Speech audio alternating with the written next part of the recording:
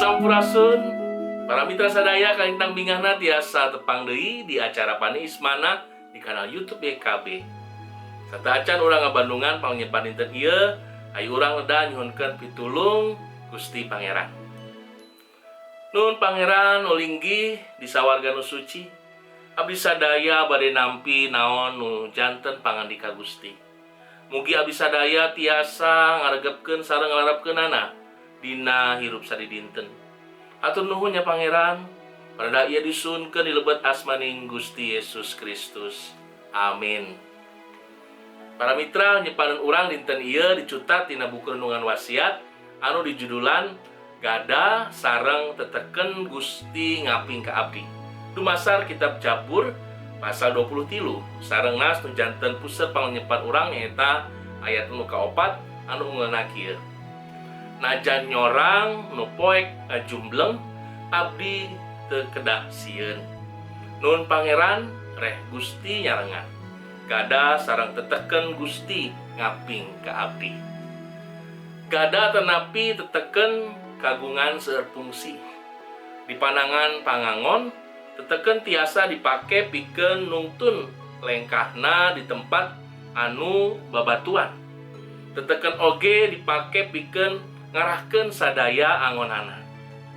Sanajan kitu teteken tiasa oge dipake pikeun ngahukum angonan anu teu nurut supados tertib jeung tetep aya dina barisan. Pangangon oge ngagunakeun gada sareng teteken pikeun ngusir sasatoan ganas anu ngabahayakeun pikeun domba-dombana. Matak pikaresepeun pikeun merhatikeun naon anu ditulis ku juru serat Jabur. Gada sareng teteken Gusti ngaping ka abdi. Juru serat Jabur ngabayangkeun anjeunna sapertos domba. Sarta Gusti nu janten juru angon atanapi pangangon.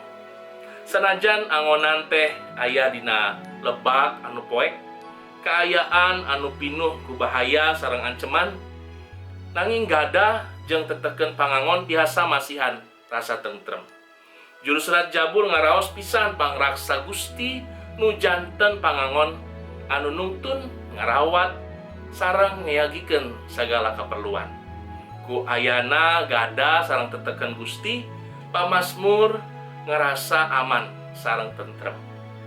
Saderek nu dipekasi ku Gusti, urang teh ibarat domba anu dituntun pangangon. Eta Gusti Yesus. Pangangon nungtun urang ku gada sareng tetekenana. Kadang-kadang urang ngaraos yen pangandika Gusti teh siga teteken anu heuras, kawas nu ngajepret ka diri urang.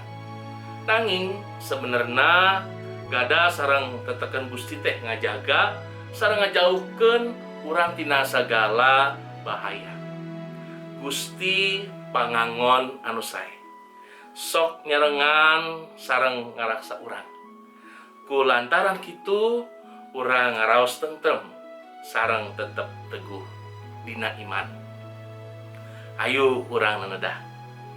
Atur nuhun Gusti kangge pangnyepan danget ieu. Abdi sadaya ngucap syukur kumargi abdi sadaya ngaraos pisan pangraksa Gusti nu janten pangangon abdi sadaya. Gusti nungtun ngarawat sareng ngayagikeun sagala kaperluan sangkan abdi sadaya tiasa ngaraos aman sareng tentrem. Hatur nuhun Gusti, parda ieu disambat sareng disunkeun di lebet asmaning Gusti Yesus Kristus. Amin. Para mitra rupina cekap sakieu tapi hatur pangnyepan dinten ieu pamugi janten berkah kangge urang sadayana. Ulah hilap, subscribe, like sareng bagikeun kanu sanes. Margi ku cara kitu para mitra tos ulubiung dina ngamasyurkeun Injil kasalametan sasarengan YKB. Gusti Yesus ngaberkahan.